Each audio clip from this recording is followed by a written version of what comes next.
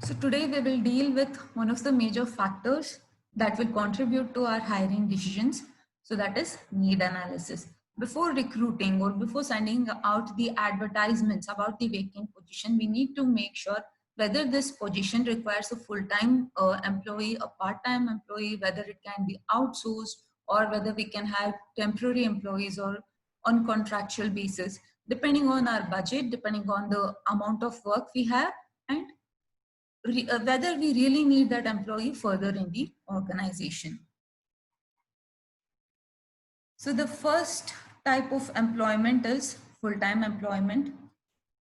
This is the very common type of employment form which is carried out in all the organization, wherein an employee is hired for full-time, that is whatever is the working time.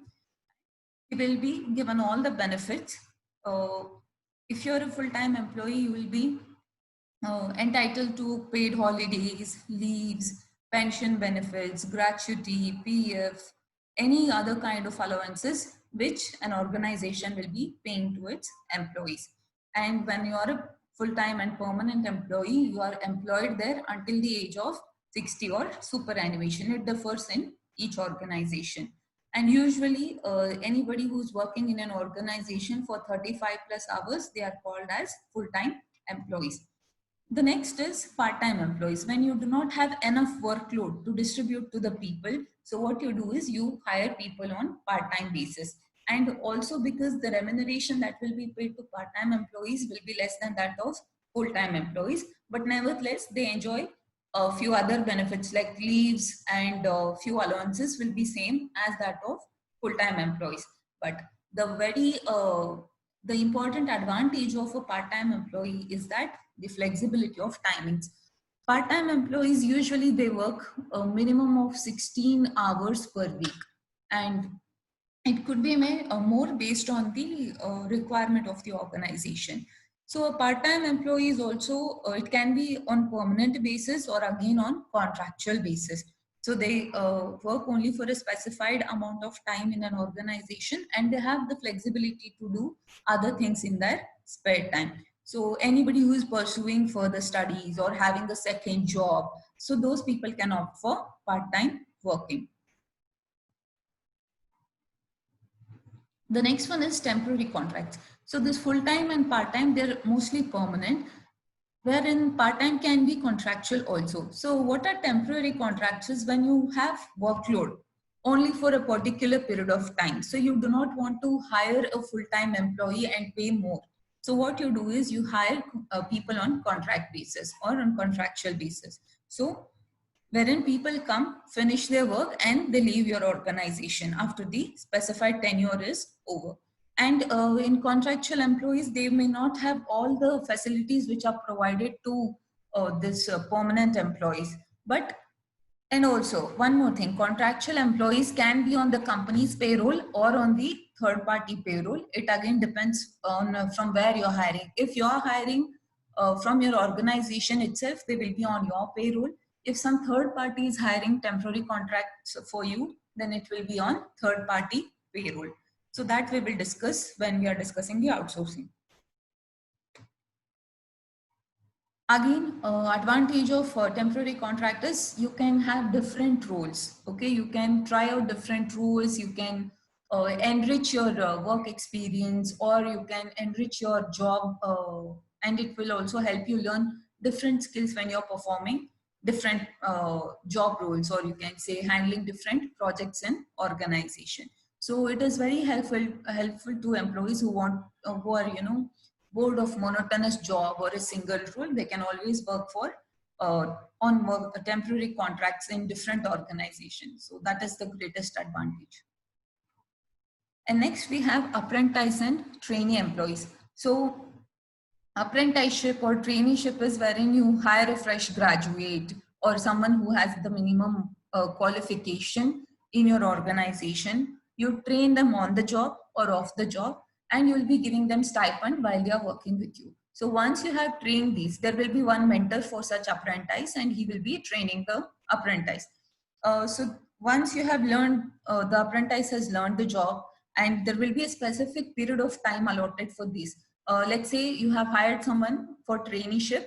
So they will be on probation for, let's say, 1 year. So in that 1 year, you will train them on the job and off the job. And after 1 year, there will be certain tests conducted. If you find the performance adequate, then you can hire them as a permanent employee in your organization or a contractual employee in your organization. But again, there is no compulsion that if somebody is hired as a trainee, they must be appointed as in your organization. There is no compulsion like that. That is very subjective to each organization.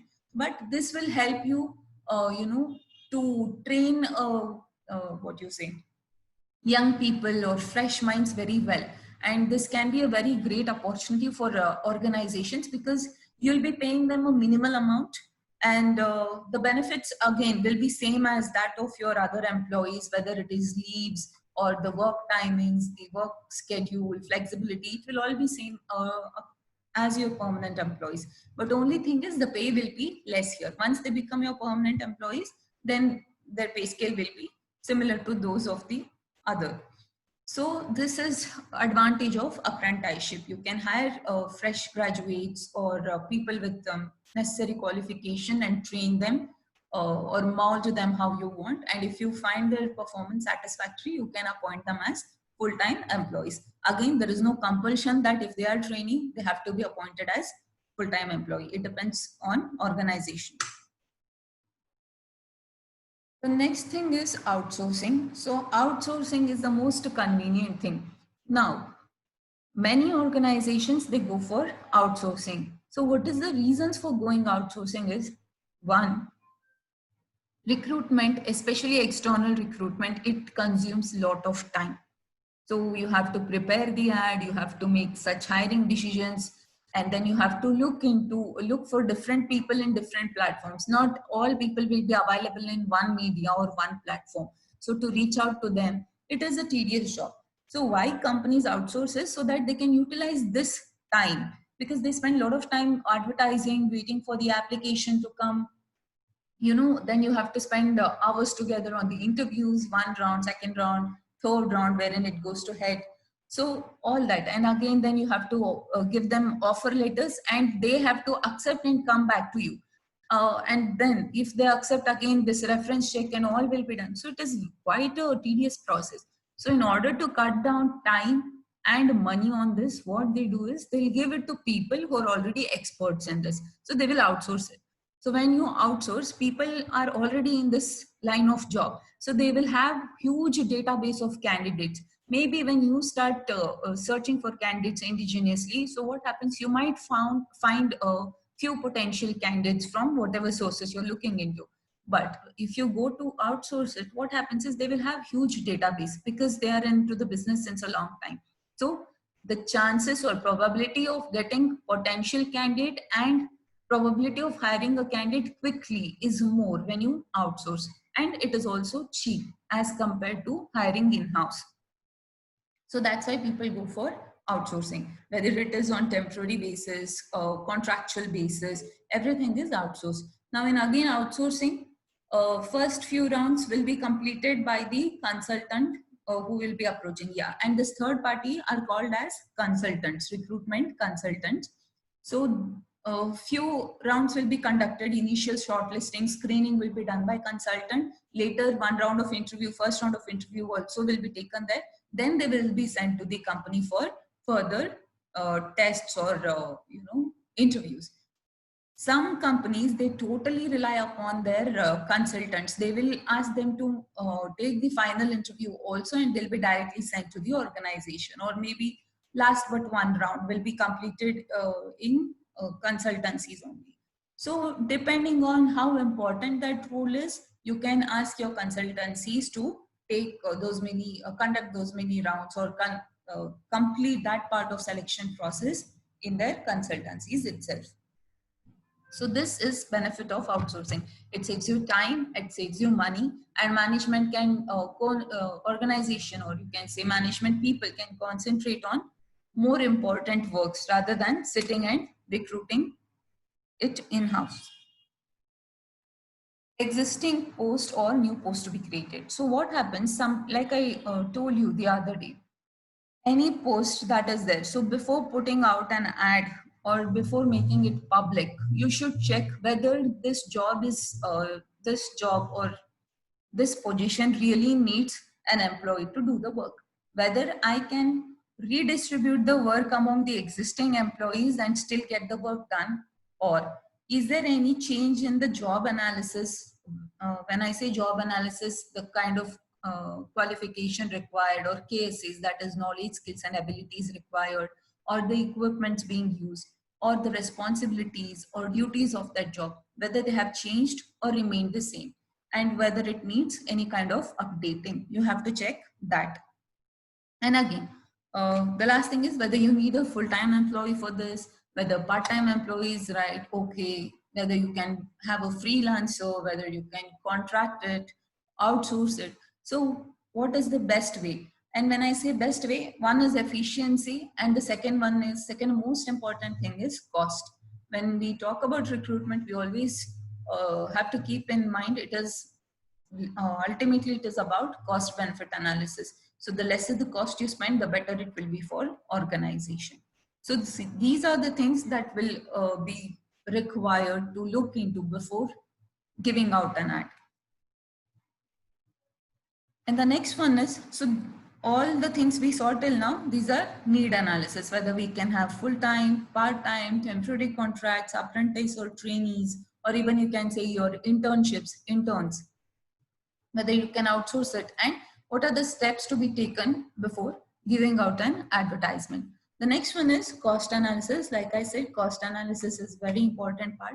Based on your cost also, your hiring decisions will vary, and the media used, or you can say the amount of people reached, it will all depend on the budget you have for your recruitment. If you have to publish in all the medias, then your recruitment expenses will be more. If you're hiring someone for international positions, then you will have to advertise in airport billboards. So there again, your recruitment cost will be more. So if you're going for entry level position, you either outsource it, or you can go for cold calling or telecalling, which is a low cost recruitment process. So based on the budget you're hiring, and also the position you're hiring for, your hiring process or the hiring channel, it will differ. But we should always make sure we are spending less on recruitment.